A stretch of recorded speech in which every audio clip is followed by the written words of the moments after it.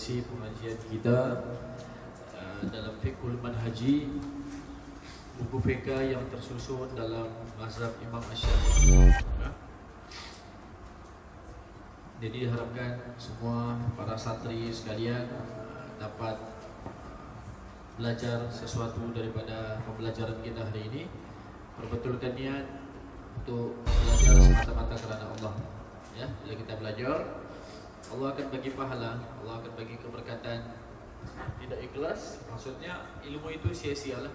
Ya, bila mana dia terpaksa. Jangan ada yang dalam hati kita belajar kerana terpaksa atau rasa keberatan untuk belajar. Ya.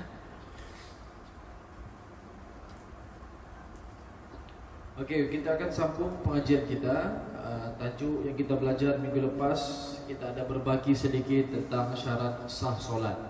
Syarat sah solat, ya. Syarat sah solat itu syarat yang keempat.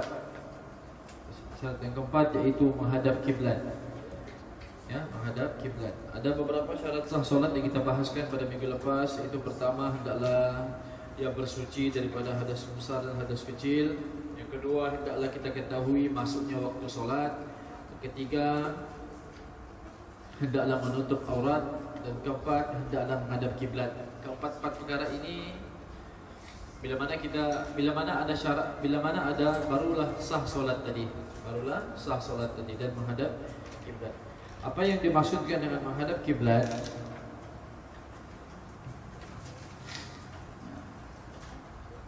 Ialah kita menghadap ke Kaabah, ya, adalah kita menghadap ke Kaabah. Manakala menghadap kiblat bermaksud Kaabah berhadapan dengannya. Ya. Kiblat pertama umat Islam adalah di Baitul Maqdis. Ya, Baitul Maqdis di Palestin. Ya, selepas itu barulah Allah suruh tukar kiblat orang Islam di Kaabah, di Masjidil Haram. Ya. Firman Allah Subhanahu wa taala, "Fawalli wajhaka syatral Masjidil Haram wa haitsu ma kuntum fawallu wujuhakum syatrah." Yang bermaksud, maka hadapkanlah mukamu ke arah Masjidil Haram, yakni Ka'bah, dan di mana saja kamu berada, maka hadapkanlah muka kamu ke arahnya. Begitu juga hadis Nabi SAW bersabda, "Idza qumta ila sholati fasbighil wudu'a thumma istaqbilil qiblata fakabbir." Yang bermaksud, apabila engkau hendak bersolat, berwuduklah dengan sempurna, kemudian menghadaplah ke kiblat dan bertakbir. Jadi kita akan tahu sedikit sejarah pensyariatan menghadap kiblat. Ya. Sejarah pensyariatan menghadap kiblat. Sejarah pensyariatan menghadap kiblat bermula pada awal hijrah Nabi SAW ke Madinah. Ya. Hal ini berdasarkan daripada hadis, kana Rasulullah SAW nahwa Baitul Maqdis 16 atau 17 syahran.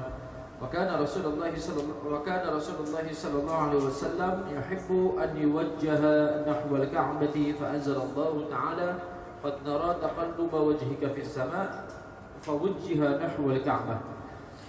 Maksud di sini Rasulullah SAW bersolat menghadap Baitul Maqdis selama 16 atau 17 bulan. Selama ini Rasulullah dia solat menghadap ke Baitul Maqdis, dan Rasulullah ingin dihadapkan ke Ka'bah. Ya, ingin dihadapkan ke Ka'bah. Lalu Allah pun menurunkan ayat qad nara taqalluba wajhika fis sama'.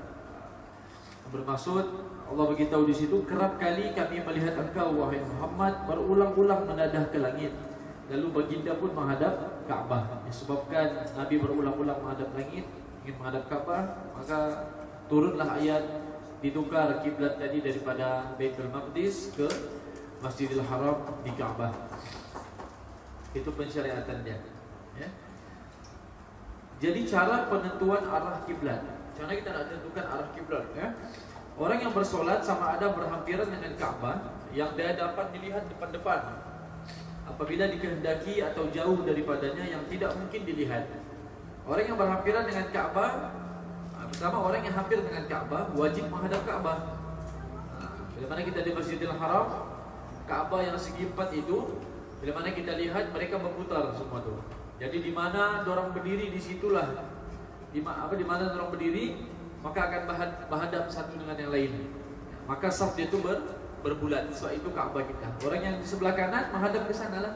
Orang yang depan kita akan menghadap dengan kita. Sebab kedudukan Ka'bah itu di tengah. Maka kita akan nampak satu putaran. Nah, kita tidak nampak seperti dalam saf salat kita, baris panjang, saf kedua, saf ketiga di sana. Semua menghadap ke Ka'bah.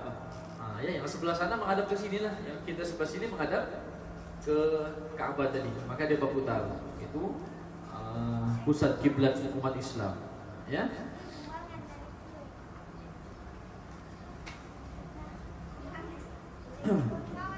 Manakala yang jauh dari Ka'bah, kita ini yang jauh dari Ka'bah wajib menghadapnya dengan berpadukan petunjuk-petunjuk yang kukuh sekiranya tidak terdapat petunjuk yang pasti dan tepat. Tapi hari ini teknologi kita dapat lihat satu kompas untuk menunjukkan di mana arah kiblat Ka'bah di sana. Jadi kita kena yakin yang mana ijtihad kita itu dengan cara melihat kompas ataupun orang yang berautoriti menghabarkan kepada kita di sini arah kiblat, maka kita ikut. Ya, kita tidak dapat lihat Ka'bah. Ya. Itu syarat sah yang keempat. Kita akan masuk tajuk yang paling besar, yaitu rukun solat. Barulah kita masuk cara solat. Ya, tata cara solat. Ya, ini maksudnya rukun. Yang sebelum ini adalah syarat dia. Ya, syaratnya itu maksudnya mesti ada tadi itu, mesti ada syaratnya barulah sah solat. Adapun rukun adalah bahagian yang asas bagi sesuatu perkara. Contohnya dinding bagi sebuah bilik. Contohnya dinding sebuah bilik lah. Sebuah bilik mesti ada dinding. Dinding yang segi empat, barulah dia dinamakan bilik. Barulah dia dinamakan bilik. Kalau bilik dia kosong saja, maka dia tidak dinamakan bilik. Bilik mesti ada dinding yang menutupinya, barulah namanya itu bilik. Nah, kalau kita cakap bilik di luar tidak mendapat itu ruang legar di luar, itu bukannya bilik. Jadi rukun bilik adalah mesti ada dinding. Ya, itu maksudnya rukun. Jadi rukun solat mesti adalah Al-Fatihah, mesti ada rukuk, mesti ada sujud, baru namanya solat. Kalau tidak ada rukunnya maka tidak dinamakan solat. Ya, sama juga rukun speaker nih. Speaker ni rukunnya mesti tidak boleh membesarkan suara kita. Kalau tidak boleh membesarkan suara, tidak ada namanya rukun speaker tadi. Jadi mesti ada pembesar suaranya, baru dinamakan pembesar speaker. Mesti ada karatnya, baru dia hidup, baru dapat dibesarkan suara. Itu rukun dia. Lebih kurang begitulah.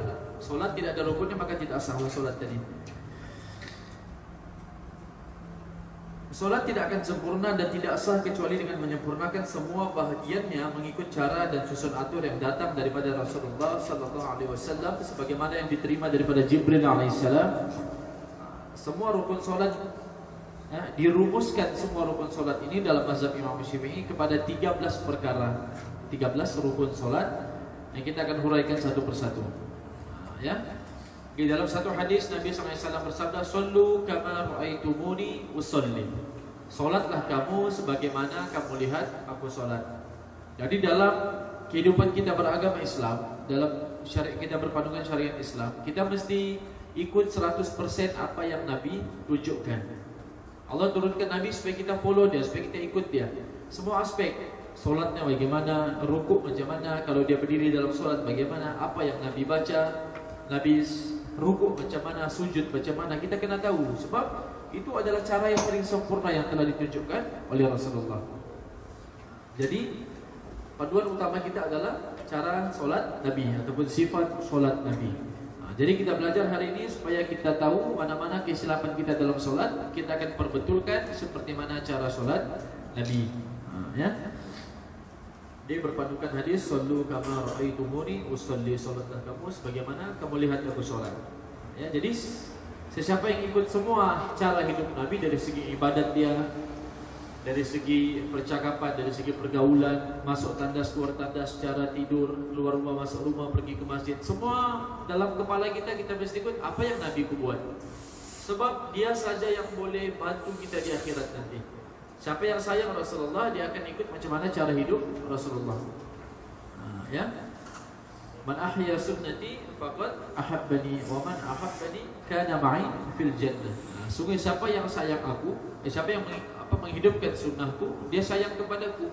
Dan siapa yang sayang kepadaku, dia akan bersama-samaku di surga. Jadi untuk bersama Rasulullah di surga, untuk jumpa dia di akhirat, bagi syafaat kepada kita, kita kena kenal dia dahulu. Kalau kita tidak kenal Nabi, macam mana Nabi nak kenal kita di sana? Nabi kenal kita di sana apabila kita ikut seperti mana yang dia ajarkan. Tapi kalau kita suka-suka buat ajaran Nabi yang tidak pernah dibuat, kita buat pula, maka Nabi tidak akan kenal kita. Nabi akan melepas tangan daripada kita di sana. Kau bukan umatku, bukan begini aku ajar kau dulu. Kau belajar sama siapa nih begini-begini? Ya, kayak begitulah. Ya, lagi-lagi bab solat ini adalah bab yang paling penting dalam Islam. Ya, solat adalah tiang agama. Ya, siapa yang solat dia tegakkan agamanya. Yang tidak solat itu dia yang meruntuhkan agamanya sendiri. Jadi hari ini yang meruntuhkan agama Islam adalah orang Islam sendiri, bukan orang kafir. Sebab dia bercakap-cakap sana, cakap besar, cakap sini, rupanya sendiri tidak sembahyang. Apa nanti begini Kristian sama kita begini, rupanya dia sendiri tidak sembahyang. Dan siapa yang tidak sembahyang, dia yang meruntuhkan sendiri agama Islam itu. Ya, jadi agama Islam tidak akan kuat selagi mana tidak ramai orang Islam yang datang berjemaah di masjid. Ya. Jadi mudah-mudahan kalau wabah ini sudah habis, jadilah pengajaran kepada kita semua untuk ramai-ramailah ke masjid. Itu adalah kekuatan orang Islam. Ya. Kalau semua orang Islam dapat sembahyang subuh di masjid, maksudnya orang-orang yang datang tadi adalah orang-orang yang kuat sebab mampu menahan nafsu tidur dia. Dia boleh lawan nafsu tidur, sedangkan nafsu tidur dia boleh lawan, apatah lagi kalau musuh-musuh di luar sana yang bersenjata. Kalau bawa perang maksudnya tidak ada hal bagi dia. So, tidur saja dia boleh lawan, apatah lagi kalau berperang melawan musuh. Jadi jangan kita bicara tentang melawan musuh-musuh orang-orang kufar di luar kalau kita masih sukar untuk bangun subuh. Sebab dorang telah lalaikan kita dengan empuknya tilam kita, dengan sedapnya ruangan dalam rumah kita, berangin dengan banyaknya gadget-gadget kita yang canggih yang berjaga sepanjang malam sampailah lewat subuh tidak terbangun. Maka dorang hanya hancurkan kita dengan cara begitu. Tak payah bawa senjata pergi perang sama kita. Nah, itu hakikat yang kita kena terima. Jadi terpulang pada diri kita. Sama mana mau kuat ataupun lemah ikut dorang. Ya, kita akan bahaskan persatu persatu. Yang pertama adalah niat. Ya, pertama adalah niat. Niat ialah mengingati tujuan sesuatu perbuatan ketika mula melakukannya. Ya, niat semua amalan dengan niat lah. Ya, dalam satu hadis Nabi SAW, innamal a'malu binniyat. Ya, sesungguhnya amalan itu adalah dengan niat. Kalau kita niatkan begitu, itulah kita dapat. Kalau kita solat sekadar untuk terpaksa ataupun sekadar menunjuk-nunjuk ataupun solat kebetulan bapaknya ada di rumah, itulah kita dapat. Maksudnya tidak ikhlas. Ada bapaknya baru sembahyang, mamanya marah dia ngomel baru dia sembahyang. Maka itulah niat yang dia dapat. Tapi kalau niatnya betul-betul menyembah Allah, menunaikan hak Allah, maka itulah yang dia akan dapat. Pahala dia dapat, rahmat Allah dia dapat, penjagaan Allah pun dia dapat.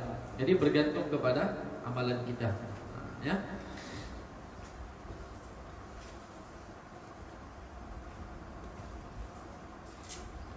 Jadi niat ini tempatnya adalah di hati. Tempat niat adalah di hati. Mahalluhu fil qalb, yaitu tempatnya adalah di hati. Dan hukum niat ini adalah wajib. Wajib berniat dalam apa-apa amalan sekalipun. Hukumnya wajib. Dan tempatnya adalah di hati. Dan tidak perlu kita lafazkan melalui mulut. Ya, kalau kita lafazkan melalui lisan kita, seperti usalli fardhu subhi raka'ataini ma'muman ataupun imaman lillahi ta'ala pun boleh, cuma itu hukumnya harus sahaja. Tapi kalau kita tidak lafaz sekalipun, cuma dalam hati kita niat memang untuk sembahyang subuh, kita dah tahu kita memang makmum, kita dah tahu subuh itu 2 rakaat, maka sudah terjadi niat di situ. Walaupun kita tidak lafaz guna mulut. Tapi kalau ragu-ragu di hati, susah kita rasa mau niat dalam hati, kita boleh sertakan lafaz niat tadi di lisan kita. Maka bolehlah kita sebut usalli fardhu zuhri, usalli fardhu asri. Seperti itu. Jadi kalau tidak lafaz sekalipun tetap sah solatnya. Yang penting solatnya di dalam hati. Niatnya adalah di dalam hati. Tidak disyaratkan untuk kita gerakkan mulut kita. Ya.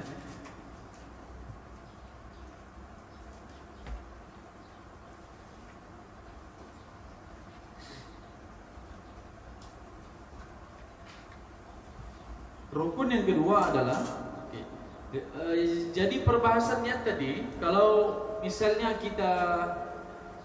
kita masbuk, kita pergi ke satu jemaah, kita nak ikut orang sembahyang, kita dalam keadaan masbuk, kita nak kejar imam tadi supaya sempat ikut satu rakaat. Jadi disitulah terpakai kita punya niat tadi. Tidak perlu kita masuk jemaah tadi kita sebutnya usul di fardhu zuhur. Sempat kita tinggal imam. Jadi sepanjang perjalanan kita menuju ke saf solat tadi, kita sudah hadirkan dalam hati kita yang kita ni mau solat bersama imam tadi. Adapun solat, ialah solat bersama imam, sama ada solat apa-apa sajalah, solat fardhu zuhur dan solat-solat fardhu yang lain. Jadi kalau maksudnya kita masuk dalam saf terus angkat takbir Allahu Akbar, maka itu sudah dikira sah. Ya. Tapi kalau orang lapas guna mulut pun tidak mengapa, ya, jangan salahkan dia kalau lapas guna mulut, tidak ada masalah. Jadi kalau simple saja, yang cukupnya adalah di hati. Ya. Sama juga ibadat-ibadat yang lain seperti puasa, tidak ada istilah kita terlupa niat. Memang kita dah tahu esok itu adalah puasa Ramadan, kita memang mau puasa. Itu sudah dikira niat dalam hati.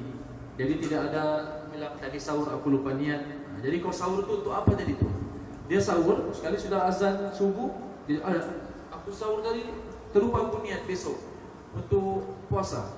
Jadi dia sahur tadi untuk apa sebenarnya? Untuk puasa. Dia bangun sahur itu dalam hati memang besok untuk puasa. Maka itu sudah dikira niat walaupun dia tidak sebut nawaitu shaum qadin an fardhi syahri ramadan fi hadhihi sanati lillahi ta'ala. Itu diajarkan untuk yang usia-usia kanak-kanak seperti kita dulu, untuk mempelajari agama Islam. Tapi bila mana kita besar, kita dah tahu niat itu cuma dalam hati. Ya, itu berbahasa niat. Ya. Rukun yang kedua yaitu takbir. Takbiratul rukun kedua ialah berdiri. Ya. Rukun yang kedua ialah berdiri sekiranya mampu ketika solat fardu. Berdiri. Ya. Wajib berdiri bagi mereka yang mampu melakukannya. Berdasarkan hadis daripada Imran bin Husain radhiyallahu anhu, katanya, aku mengidap penyakit bawasir. Lalu aku bertanya kepada Rasulullah SAW tentang solat. Baginda bersabda, "Shalli qa'iman, fa in lam tastati' fa qa'idan, fa in lam tastati' fa 'ala jadbin." Yang bermaksud si Jabir tadi, satu ketika ada masalah bawasir. Bawasir ini sesuatu penyakit di bagian dubur kita yang mengeluarkan sesuatu usus yang keluar daripada lubang dubur kita. Maka dia susah untuk duduk dalam solat. Dia bertanya kepada Rasulullah, bagaimana ya Rasulullah? Rasulullah beritahu, bersolatlah secara berdiri. Pertama sekali wajib untuk berdiri. Jika tidak mampu, lakukanlah secara duduk. Dan jika tidak mampu, secara mengiring. Ya, dan mampu juga boleh dalam keadaan baring, dan seumpamanya nanti kita akan bahaskan solat-solat dalam keadaan sakit. Ya. Jadi wajibnya orang yang sembahyang fardu ini berdiri jika memang dia berkemampuan. Ya, wajib untuk berdiri. Seseorang itu dianggap berdiri apabila dia berdiri tegak sekiranya dia membongkok tanpa sebab yang dimaafkan uzur, hingga tapak tangan yang menyentuh lutut, solatnya batal disebabkan tiada rukun berdiri pada suatu bahagian solat tersebut. Orang yang mampu berdiri pada bahagian solatnya dan tidak berdaya pada sebahagian yang lain, hendaklah berdiri setakat yang termampu dan bolehlah duduk pada semua bahagian yang lainnya. Berdiri yang mampu hanya wajib pada solat fardu sahaja. Ya. Jadi bagi yang mampu, dia hendaklah sembahyang berdiri. Kita alhamdulillah kita mampu untuk berdiri tegak. Ya, berdiri tegak barulah kita niat tadi itu. Jadi yang tidak mampu dia boleh solat dalam keadaan duduk. Duduk itu bukanlah dia duduk terus langsung di atas kerusi. Contoh macam saya sekarang ni duduk di atas kursi dan saya mulakan terus solat. Kita lihat dia punya tidak mampu itu di mana. Misalnya dia tidak mampu untuk sujud saja. Biasa orang tua masalah lutut, masalah susah untuk duduk, dia tidak boleh lipatkan kakinya ketiga duduk antara dua sujud disebabkan masalah tulang. Uzurlah kita memang makin tua makin ada penyakit-penyakit dia. Dan bila mana tidak mampu untuk sujud, Disitulah baru kita sembahyang duduk. Situ baru kita sholat duduk. Jadi pertama kita lihat orang tua tadi dia masih mampu untuk berdiri. Jadi bila mana dia mampu untuk berdiri, pertama sekali dia kena sholat berdiri. Allah Akbar, baca Fatihah apa semua. Lepas itu dia ruku walaupun tidak berapa sempurna, dia punya ruku itu asal ada saja, itu masih dikira mampu. Itu masih dikira mampu. Masih berdiri dia. Jadi bila mana dia mau sujud, dia sujud itu dia tidak mampu sudah. Disitulah baru dia duduk di atas kerusi. Jadi masa dia sholat tadi, kerusinya sudah sedia di belakang. Dia sholat kerusinya sudah dia sediakan di belakang. Bila mana dia mau duduk, di mana-mana dia mau sujud, barulah dia letakkan punggungnya di tempat sujud tadi, di kerusi tadi, barulah dia buat isyarat sujud saja gitu. Jadi tidak boleh pertama kali sholat terus duduk di atas kerusi, sebab kondisinya dia masih mampu untuk berdiri, bukan dia tidak mampu langsung semua. Kecuali lah memang dia tidak mampu berdiri langsung, barulah dia boleh sholat dalam keadaan duduk daripada awal tadi. Tapi kalau mana dia masih boleh mampu berdiri, berdirilah dulu, baru kemudian duduk. Ya. Dan selalunya begitulah. Jadi maksudnya tidak sah solat di atas kerusi selagi mana orang itu masih mampu untuk berdiri. Jadi kita kena perbetulkan, dia mesti berdiri dahulu. Bila mana dia sujud, baru dia duduk di atas kursi, baru dia tundukkan sedikit kepalanya, sekadar isyarat sujud tadi. Jadi tidak boleh awal-awal terus sembahyang di atas kursi, maka tidak sah dikira solatnya, sebab dia telah meninggalkan salah satu rukun yang wajib, yaitu berdiri. Ya.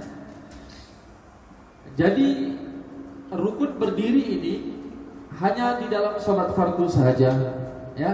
Manakala sholat sunat dilakukan secara duduk, sama ada seorang itu mampu berdiri ataupun tidak, karena hukum berdiri pada semua sholat tersebut hanya sunat.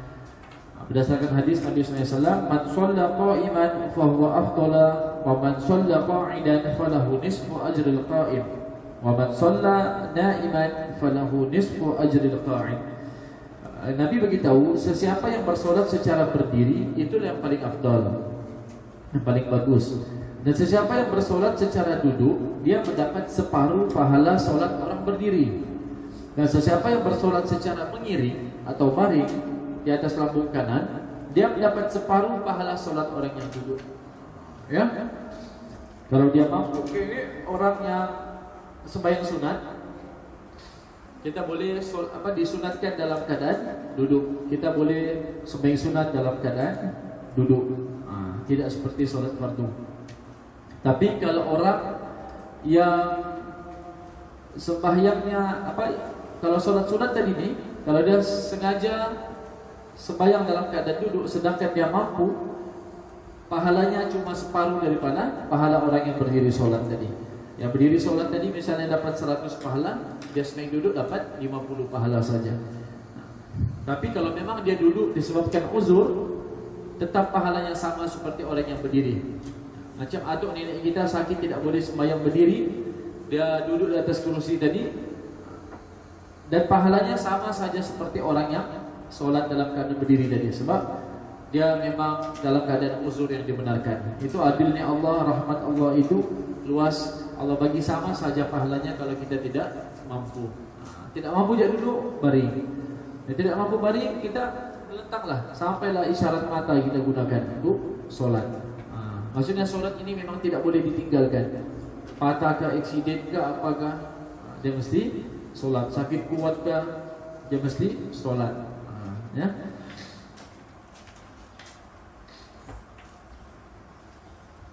Jadi berdiri tadi hendaklah dalam keadaan tegak, tidak boleh bungkuk ataupun apa-apa tadi. Jadi kepala kita ini hendaklah tegak menghadap ke depan. Bukannya kita angkat takbir, kepala kita terturun ke bawah. Kita boleh, tidak boleh kepala kita turun ke bawah. Sebab Nabi kepalanya tegak saja ke depan. Yang turun ke bawah itu adalah mata Nabi. Mata Nabi yang menghadap ke kiblat, bukan kepala itu yang turun menghadap kiblat. Jadi perbetulkan solat kita hari ini, kita tegakkan badan lurus betul-betul seperti tiang, dan menghadap kiblat itu adalah mata, bukannya kepala kita yang tunduk seolah-olah macam malas kita sembahyang begini.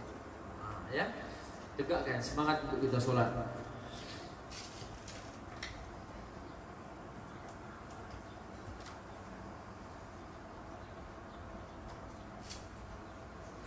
Itu berdiri tegak. Yang ketiga, rukun ketiga ialah takbiratul ihram. Takbiratul ihram, itu mengangkat takbir, melafazkan takbir Allahu Akbar.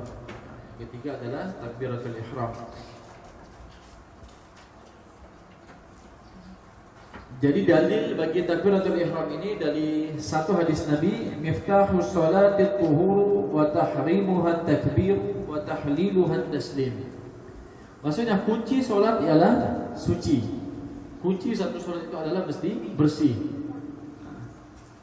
Ihramnya ialah takbir dan tahallulnya ialah salam. Tahallulnya adalah salam. Ihramnya ialah takbir, dimulakan dengan takbir dan disudahi dengan salam.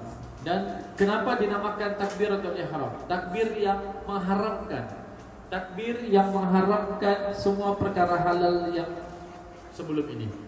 Bila mana kita takbir, sudah dinamakan takbiratul ihram, takbir yang mengharamkan perkara-perkara yang halal. Yang sebelum sholat tadi kita boleh makan, kita boleh bercakap, kita boleh ketawa, kita boleh berjalan. Bila mana kita takbir saja, semua perkara tadi diharamkan. Tidak boleh lagi bercakap, tidak boleh lagi bersembang, berjalan, dan semuanya kita sedang menghadap Allah. Itu namanya takbiratul ihram. Dan disudahi dengan salam, tahallulnya dengan salam. Bila salam saja, maka semua yang haram tadi dihalalkan semula. Boleh sudah bercakap, boleh sudah berjalan, boleh sudah berketawa, apa-apa semua. Nah, itu maksudnya takbiratul ihram.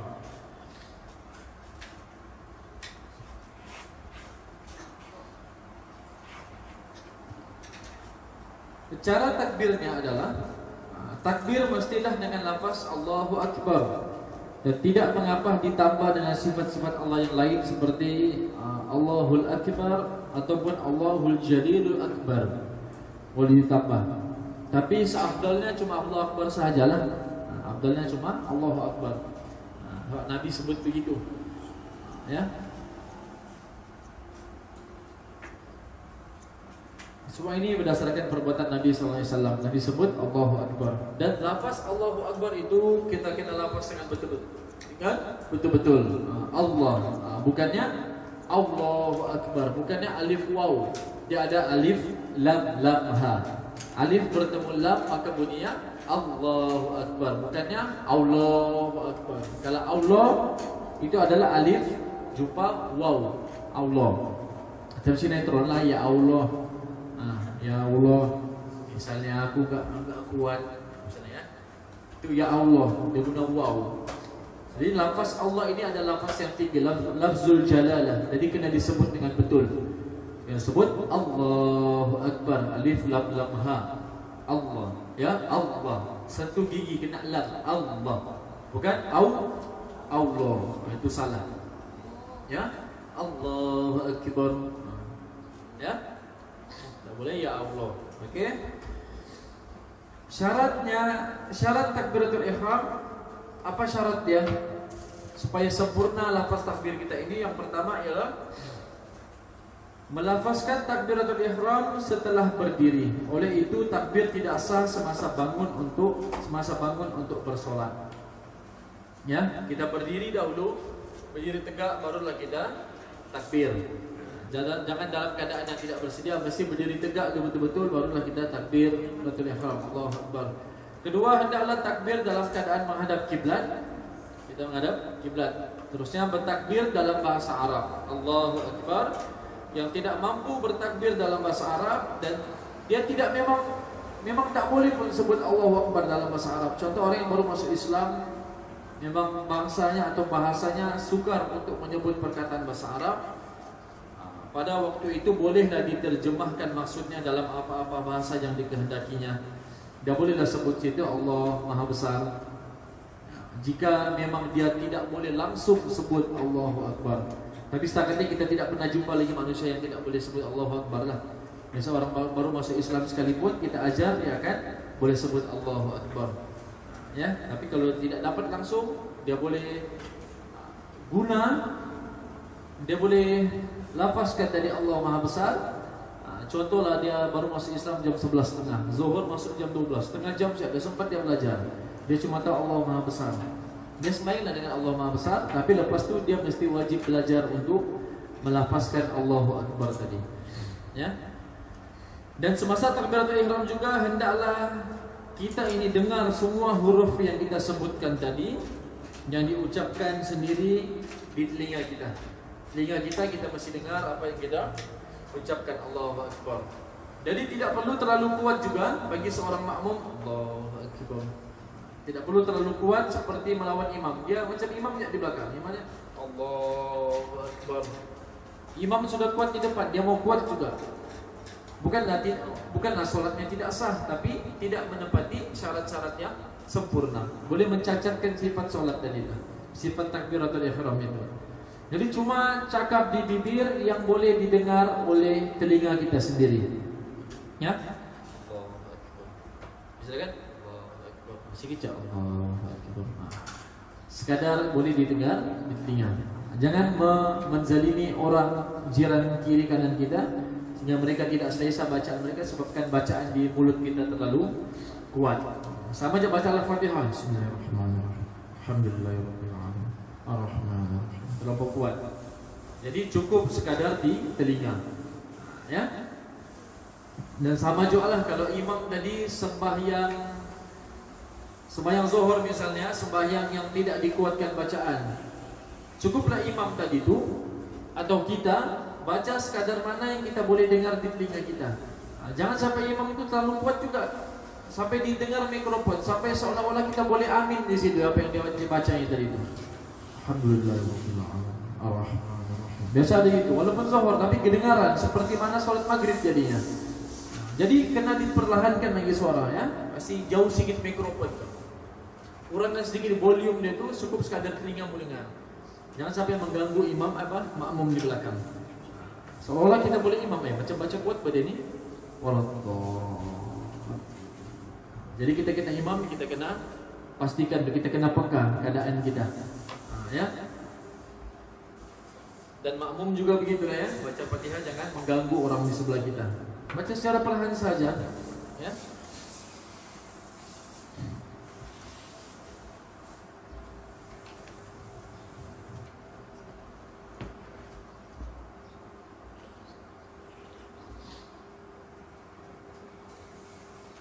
Jadi semasa lafaz takbir tadi, lafaz takbiratul ihram ada syarat dia dan ada perkara sunat dia.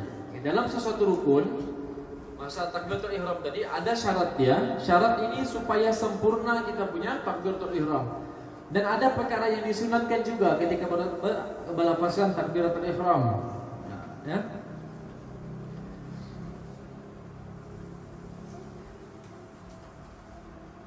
Yang pertama, disunatkan ya, masa takbiratul ihram kita disunatkan mengangkat kedua belah tangan kita. Disunatkan mengangkat kedua belah tangan kita setentang dengan bahu. Ada riwayat hadis mengatakan Nabi mengangkat takbir setentang dengan bahu. Ya, Allahu Akbar. Ya, setentang dengan bahu. Boleh juga yang di dekat di bawah cuping telinga. Allahu Akbar. Boleh juga setentang bahu.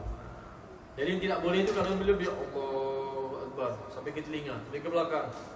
Allahu Akbar, ataupun Allahu Akbar. Dia tidak batal. Dia tidak batal, cuma tidak menepati cara Rasulullah. Surat orang itu tidak batal. Masa itu bukan perkara yang membatalkan sholat, tapi cacatlah suratnya. Ada macam nak ngam sikit, sebab tidak ngam seperti Nabi ajar. Kita mau seperti persis Nabi buat, kita buat 100%. Supaya Nabi kenal kita, oh dia ikut aku betul-betul. Okay? Dan lafaz Allahu Akbar itu juga tidak terlalu panjang. Allahu Akbar. Sebab apa dia panjang dia sebut itu? Sebab masa dia angkat takbir itu kita hendaklah niat. Semasa angkat takbir itu disertakan dengan niat solat. Tapi niat tadi itu tidak terlalu panjang. Allahu shalli pada Allahu Akbar. Allahu shalli pada maghrib sallallahu bar. Begitu. Itu tidak menepati syarat. Jadi mudahnya tuh kalau niat tadi sahaja dalam hati, kita berdiri tegak, menghadap kiblat, kita angkat takbir, sekali lafaz saja tidak perlu panjang. Allahu Akbar. Allahu Akbar tidak perlu panjang. Allahu Akbar. Baru selesai dia punya niat tadi. Maka pentingnya ilmu itu kita belajar supaya kita tahu ibadat kita apa yang seleknya, apa yang tidak betulnya, maka kita perbetulkan. Ya itu syarat dalam takbiratul ihram. Lafaznya kena betul, Allahu Akbar, tidak terlalu panjang dan mesti didengar di telinga kita. Nah, takbir yang pertama tadi, ya.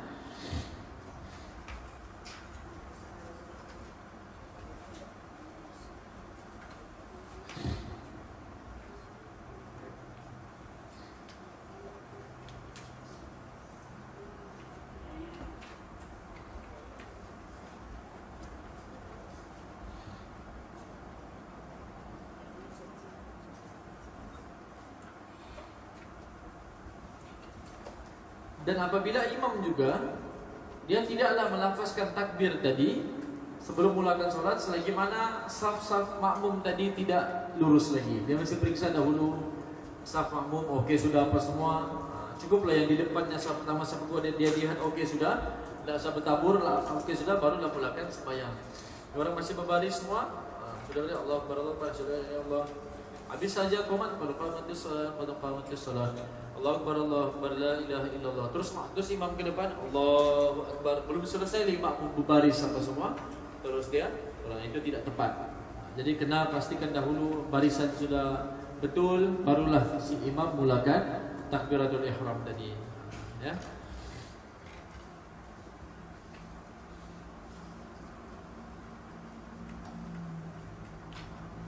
Dan masa mengangkat takbir juga tangan kita dibuka, direnggangkan begini, Allahu Akbar. Tidak terlalu renggang begini, dan mesti begini, Allahu Akbar. Itu syarat yang itu rukun yang ketiga. Pas berdiri kita takbiratul ihram. Setiap rukun tadi itu ada syarat di dalamnya dan ada perkara sunat di dalamnya. Yang keempat adalah membaca Al-Fatihah. Yang keempat adalah membaca Al-Fatihah.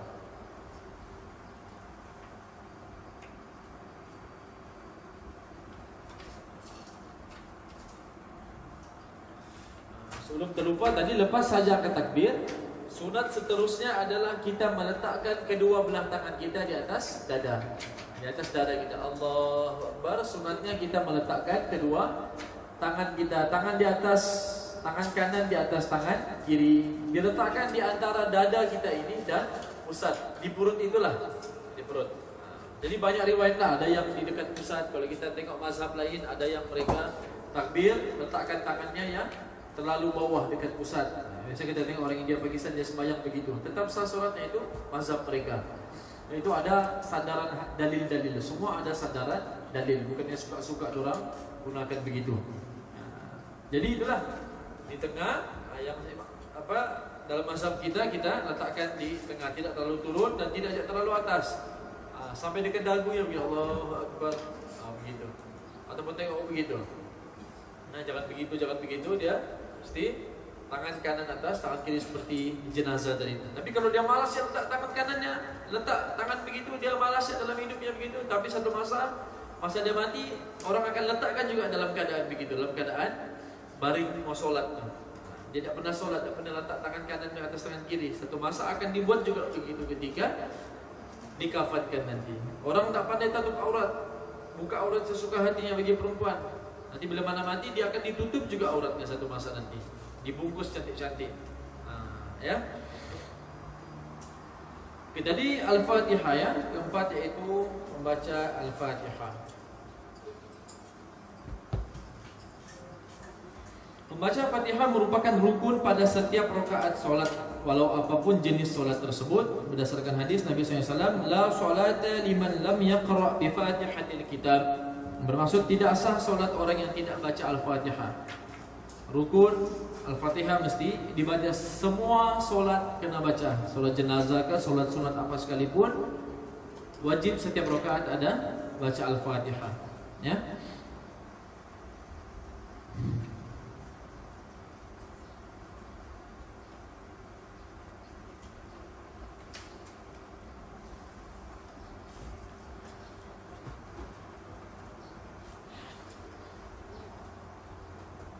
Jadi syarat-syarat Al-Fatihah. Apa syarat-syarat Al-Fatihah?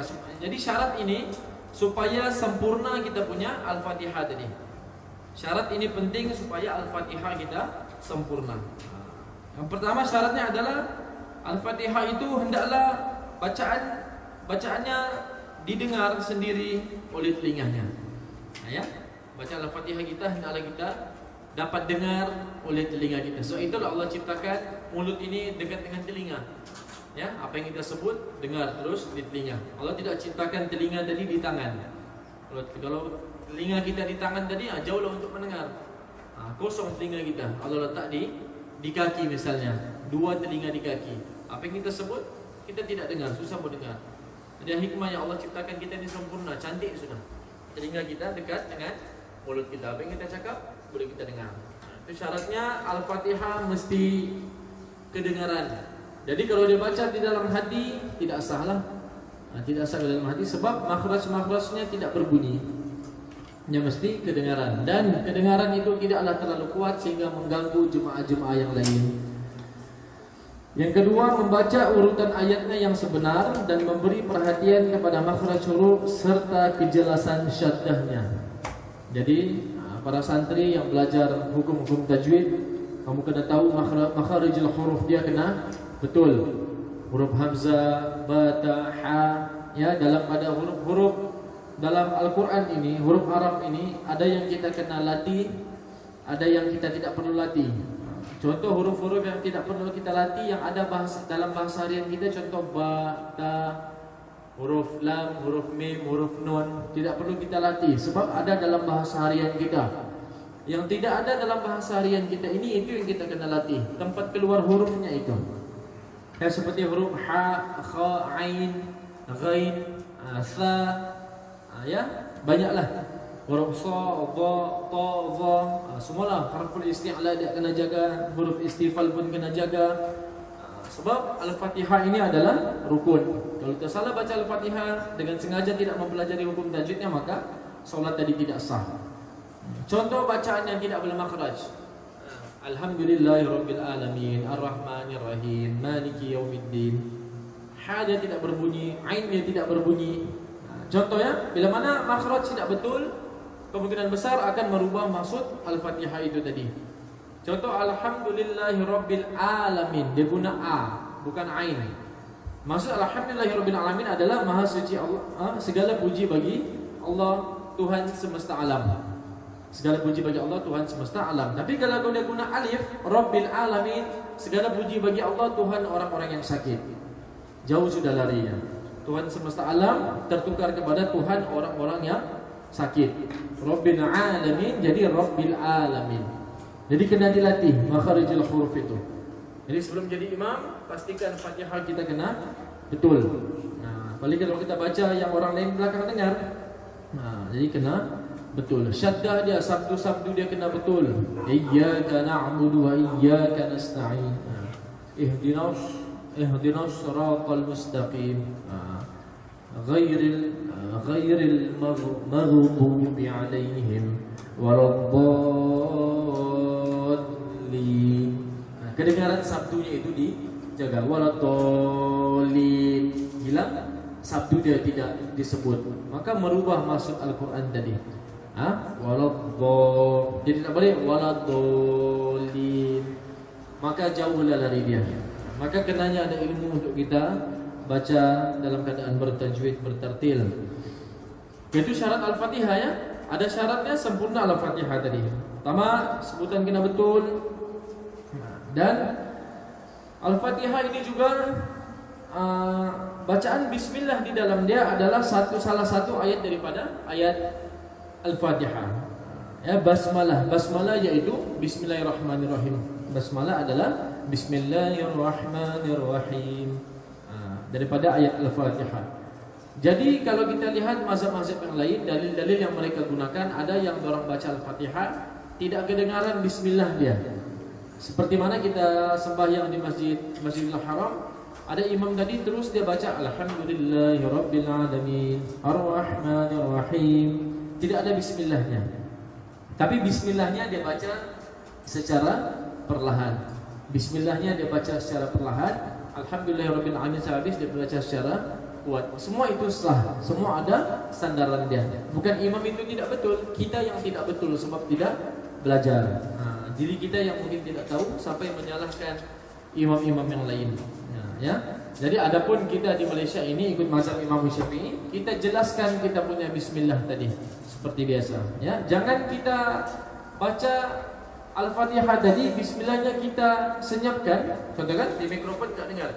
Bismillahirrahmanirrahim. Alhamdulillahirabbil alamin. Jadi boleh jadi satu fitnah kepada makmum di belakang. Mana bismillahnya?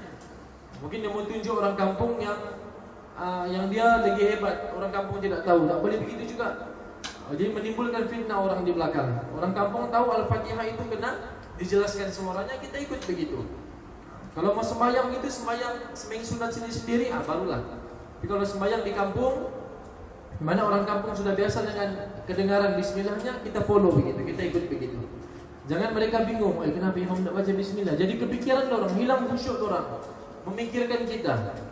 Ya, jadi imam kena pandai tengok keadaan juga. Ya, itu salah satunya. Dan imam juga kena pandai tengok keadaan kalau misalnya nak buat sujud tilawah. Sujud tilawah dalam surah As-Sajdah di solat subuh misalnya 15 ayat. Dia kena tahu di belakang itu ada ibu-ibu yang datang salat berjemaah di masjid misalnya, satu kampung ada ibu-ibu datang. Dan mereka bertakbir, tidak menampak, tidak lihat apa imam itu buat. Maka imam tadi habis saja bacaan As-Sajdah, ayat As-Sajdah, maka dia takbir untuk sujud tilawah tadi. Maka si ibu di belakang pun heran, dorang sangka takbir itu takbir ruku. Rupanya ada lelaki di depan takbir terus sujud. Maka si ibu tadi bingung, dorang ruku kita sujud di depan. Jadi imam kena tahu keadaan. Kalau mau buat tadi tu kena maklumkan dahulu ibu-ibu di belakang. Wahai ibu-ibu sekalian, muslimah di belakang, lepas 15 ayat ni kita akan buat sujud tilawah misalnya. Dia kena maklumkan supaya orang tahu. Jangan orang bingung. Habis kita sujud, kita takbir lagi sekali. Allahu Akbar. Kita sambung bacaan. Sedangkan orang sudah sujud. Kenapa imam membaca di atas? Kami di belakang sujud. Bingung. Jadi pentingnya ilmu itu, tengok keadaan. Ya, sama juga imam dia kena tengok keadaan makmum di belakang. Kita imam tengok keadaan makmum. Apabila ada makmum yang masbuk, kita lapaskan zikir wirid kita dalam lepas solat tadi secara perlahan. Kalau boleh mikrofon kita off tadi. Jangan didengar. Astagfirullah, astagfirullah, astagfirullah. Tapi kalau masih ada makmum di belakang, kita hantam juga Astagfirullahalazim alladzi la ilaha illa huwal hayyul qayyum. Terganggu orang yang sembahyang. Maka berdosa kita di situ. Mengganggu orang yang solat, yang menghadap tengah berbicara dengan Tuhannya, tapi kita ganggu dia dengan suara mikrofon tadi. Kecuali lah kita buat majlis agama tadi, dia baru datang untuk solat, silakan sembahyang di luar. Kalau tidak mau terganggu sembahyang di dalam. Dalam kan penutup pintu, sembahyang di luar lah. Kalau saya sendiri kalau tengok saya sembahyang jam 7 maghrib lambat, tiba-tiba di masjid tu ada majlis ceramah, tak boleh kita stop, dah sembahyang dulu. Orang tengah pakai mikrofon, kita yang salah lambat di situ kan. Jadi kita sembahyang di luar, jangan di masjid tadi. Ada di kaki lima tu tetap panggil masjid. Sembahyang di luar supaya tidak berapa terganggu. Jadi keadaan itu kena difaham. Jangan salahkan penceramah, tapi salahkan tadi kalau imam terbaca kuat. Jadi wirid dalam sembahyang tidak salah, tapi salah kalau kita baca kuat kalau ada makmum yang sedang masbuk di belakang. Kita pun pernah masbuk juga. Kalau kita masbuk, kita baca-baca begini macam terganggu bacaan kita sebab kuatnya imam tadi guna mikrofon tadi. Jadi pentingnya ilmu, ya, kita boleh tahu keadaan mana yang harus aku kuatkan, mana yang harus aku perlahankan. Oke, syarat Al-Fatihah seterusnya, hendaklah Fatihah dalam bahasa Arab. Ya, tidak sah membaca terjemahannya kerana ia bukanlah Al-Quran. Contoh Bismillahirrahmanirrahim. Dengan nama Allah yang Maha Pengasih, Maha Penyayang. Segala puji bagi Allah Tuhan semesta alam, Maha Pengasih, Maha Penyayang. Tuhan Maliki Yaumiddin, Raja di pada hari pembalasan. Iyyaka na'budu wa iyyaka nasta'in. Kepada Engkau kami menyembah, kepada Engkau kami minta pertolongan. Belum pernah kita dengar begitu kan? Itu bukan ayat Quran. Tapi Al-Fatihah ini salah satu mukjizat. Mukjizat Al-Quran ini semua bangsa boleh baca. Bangsa apa sekalipun dia, pekat bahasanya pun, bila mana dia ajar Al-Quran, dia boleh untuk baca. Semua bangsa. Itu salah satu mukjizat Al-Quran. Dan bila dibaca kita rasa kelazatan, sedap. Kita tak mau berhenti. Biar kita beliur macam mana sekalipun baca dalam bulan puasa, tapi tidak penat. Itu salah satu mukjizat Al-Quran. Dan mukjizat Al-Quran kita boleh hafal walaupun bahasanya bahasa Arab. Ya Al-Fatihah, surah-surah lain kita boleh hafal. Coba kitab-kitab samawi yang lain, kitab Direka, kitab Injil misalnya, kitab Taurat, siapa boleh hafal dalam bahasa Melayu? Tidak boleh terhafal. Panjang-panjang itu surah Yohanes, surah apa tuh, surah-surah di dalam itu. Susah orang menghafal. Tidak seperti mukjizat Al-Quran. Kita hafal, kita rasa sedap saja. Ingat di kepala kita. Itu mukjizat Al-Quran. Salah satu hebatnya Al-Quran, Allah jaga. Semua bangsa boleh baca Al-Quran. Cuma bangsa itu ada seling-seling dia lah. Kalau India Pakistan, lamnya itu tidak berapa kuat. Allah Akbar, Allah Akbar. La ilaha illallah. Tapi kalau yang Jawanya lain kan. Rabbil alamin, Rahmanir Rahim. Wa tallazina an'amta. Selagi mana tidak berubah maksud ayat Al-Quran tadi, maka boleh. Kalau yang uginya lagi biasa siratal ladzina an'amta 'alaihim ghairil maghdubi 'alaihim. Itu terlalu jauh pula tuh. Kena diperbetulkan. Alhamdulillahi rabbil alamin. Kadang begitu. Kita tidak salahkan ya. Kita tidak merujuk bangsa ke apa, tapi kesalahan-kesalahan begitu kena dibetulkan. Sama aja ya, ijazul jilatil arzul jalaha jadi za bigi za jadi za ya bigi ja. Jauh itu larinya tuh. Ya, jadi itu kesalahan yang jauh. Jadi pastikan makhrajnya kena betul. Oke? Nah, itulah. Dalam sholat itu banyak perkara yang kita kena jaga ya.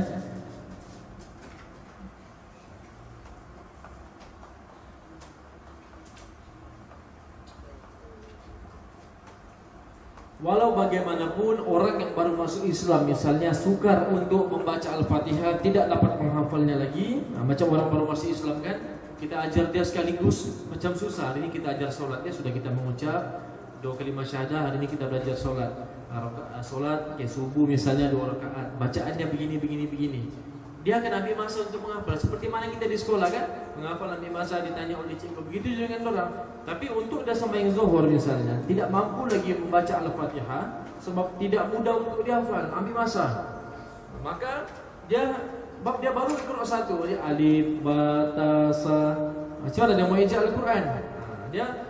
Dan agama Islam ini dia tidak menyukarkan hamba dia. Dia doa tak boleh, kau masuk Islam mesti kau baca je. Kalau tidak ada asas sembahyangmu. Islam tidak begitu. Jadi apa solusinya? Dia tidak mampu menguasai Fatihah disebabkan dia bukan bangsa Arab. Dan apa-apa alasannya, dia hendaklah menggantikan Al-Fatihah tadi dengan membaca 7 ayat Al-Quran yang dihafaznya. Tanya dia apa yang dia boleh dihafaz yang senang-senang. Contoh Qul huwallahu ahad. Dia boleh hafal Qul huwallahu ahad saja. Allahu samad tidak? Qul huwallahu ahad, Qul huwallahu ahad sampai 7 kali. Qul huwallahu ahad, Qul huwallahu ahad, Qul huwallahu ahad, Qul huwallahu ahad. Habis. Itu juga dikira dia menggantikan Al-Fatihah bagi orang yang tidak mampu langsung untuk membaca Al-Fatihah. Tapi kita alhamdulillah tidak begitulah. Misalnya ada orang kita baru ajak masuk Islam, tidak boleh Al-Fatihah, kita ajar 1 ayat baca sebanyak 7 kali ya. Yang penting dia solat menyembah Allah. Itu. Ya. Kalau kita tidak boleh mesti Al-Fatihah. Jadi kalau Qul huwallahu ahad pun dia tidak dapat juga misalnya, maka hendaklah dia gantikan dengan zikir yang lain. Zikir yang sekadar mana tempo Al-Fatihah tadi. Contoh dia boleh sebut subhanallah. Subhanallah, subhanallah, subhanallah, subhanallah. Dia bacalah sebanyak berapa kali sama tempo Al-Fatihah tadi. Subhanallah, subhanallah, subhanallah. Jadi sepanjang dia solat itu dia berzikir. Contohlah kan orang baru masuk Islam, dia ikut saja apa imam itu buat. Walaupun dia tidak baca apa-apa langsung, dia ikut ruku, berdiri. Lama-lama Allah akan mudahkan mulutnya untuk menghafal. Ya, jadi boleh diganti Al-Fatihah dengan surah yang lain kalau orang yang betul-betul tidak fasih dalam bahasa Arab. Tapi kita mujizat Al-Quran kita boleh bahasa Arab kan? Alhamdulillahirabbil alamin. Ya. Dan jangan tekankan makhrajnya juga awal-awal. Orang baru masuk Islam biarkan dia hafal begitu saja. Alhamdulillahirabbil alamin arrahmanir rahim maliki yaumiddin iyyaka na'budu wa iyyaka nasta'in. Biarlah hancur dunia bacaan dahulu asalkan ada bunyinya. Itu dulu. Jangan terus memberatkan. Tidak boleh mesti bunyi ha tu. Alhamdu. Setengah mati. Tak senang sembahyang dia. Ain kasi bunyi dia al-alamin. Rasa tekanan. Susah je masuk Islam ni banyak pula model tu. Rasa fitnah juga bagi kita. Jadi kena tengok keadaan. Ya. Itu perbahasan Al-Fatihah. Jadi itu syaratnya. Dari dalam sunat Al-Fatihah, apa perkara sunat Al-Fatihah? Selesai angkat takbir, itu rukun kan Al-Fatihah tadi. Apa sunat di dalamnya? Selepas angkat takbir, kita disunatkan membaca doa iftitah. Iftitah ini kalau boleh jangan ditinggalkan. So, iftitah ini adalah starting untuk solat, permulaan, package untuk solat. Nah, Allahu Akbar kabira. Itu pun kena betul juga ada punya sebutan. Jangan main tambukang juga. Jadi hari-hari kita cek solat kita, apa yang kita rasa ada belum betul bacaan, kita kasih betul.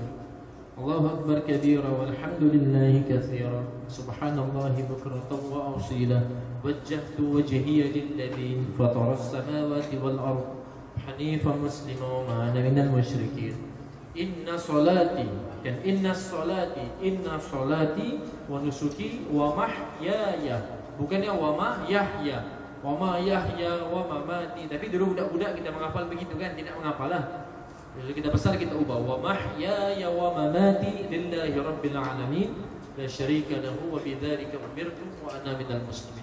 Selesaikan dahulu. Masa doa iftitah itu kita telah bercakap, ya Allah, aku hadapkan wajahku ya Allah. Apa yang aku buat ini semua kerana-Mu ya Allah. Barulah kita mulakan Al-Fatihah. Sunat kedua kita membaca ta'awudz. Ta'awudz ini adalah a'udzu billahi minasyaitonir rajim. Jadi bila mana kita baca a'udzu billahi minasyaitonir rajim? Sebelum salatkah ataupun sebelum baca Al-Fatihah? Adalah sebelum baca Al-Fatihah. Sebelum takbir tadi tidak ada bacaan apa-apa langsung. Betul, sebelum takbir banyak Allahumma shalli ala Muhammad, Allah a'udzu billahi minasyaitonir rajim, a'udzu birabbin nas, malikin nas, ilahin nas. Semua itu tidak ada dalil daripada ajaran Nabi. Ya, bukan ajaran Nabi. Tapi kalau mau buat juga tidak dikira berdosa, tapi tidak menepati sunnah solat Nabi. Tidak benar. Kita mau nih ikut yang persis seperti Nabi. Jadi Nabi pun simpel, tidak ada dia baca-baca sebelumnya terus takbir Allahu Akbar. Besok baca iftitah, selesai iftitah la syarika lahu wa bidzalika umirtu ana minal muslimin, barulah mula a'udzu billah, ta'awudz, a'udzu billahi minasyaitonir rajim secara perlahan. Barulah mulakan bismillahirrahmanirrahim. Simple. Ya, jadi jangan disalahkan orang tambah-tambahkan apa-apa sebelum takbir, tapi perbuatannya tidak menepati sunnah baginda Rasulullah SAW. Sunat kedua juga selepas baca Al-Fatihah kita membaca amin. Nah, amin ini bagaimana? A-nya itu 2 harakat saja. Amin. Nah, bukan amin. Nah, 2. Apa itu amin? Maksud amin adalah, ya Allah, perkenankanlah doa kami. So dalam Al-Fatihah itu semuanya doa. Semuanya doa. Jadi kita amin. Bila mana kita berjemaah, malaikat akan mengaminkan doa kita dalam berjemaah tadi. Maka kita amin. Jadi imam tadi, nanti kita bahaskan solat berjemaah ya. Imam bagaimana, makmum macam mana. Jadi imam tadi dia habis saja dia Al-Fatihah waladdallin amin. Nah, kita kena tunggu dahulu imam baca amin, baru makmum ikut amin. Dan imam tadi tidak boleh dia lapas amin yang terlalu singkat. Amin. Orang baru mau berlagu di belakang. Amin. Start bacaan orang. Kasih lagu lah sedikit Al-Fatihah amin tu. Amin. Nah, serentak begitu. Ini kita di belakang makmum amin okey sah, berdua sudah. Tapi imamnya sekali aja amin. Nah, kita raikanlah di belakang tu. Start kita punya begitu. Nah, ya. Okey, jadi itu sunat yang ketiga tadi itu. Karena sebelum tadi baca iftitah, lepas tu ta'awudz, habis tu baca amin, dan seterusnya membaca surah-surah pendek. Ya, surah-surah ini juga terbagi kepada 3, ya. Ada yang dinamakan surah itu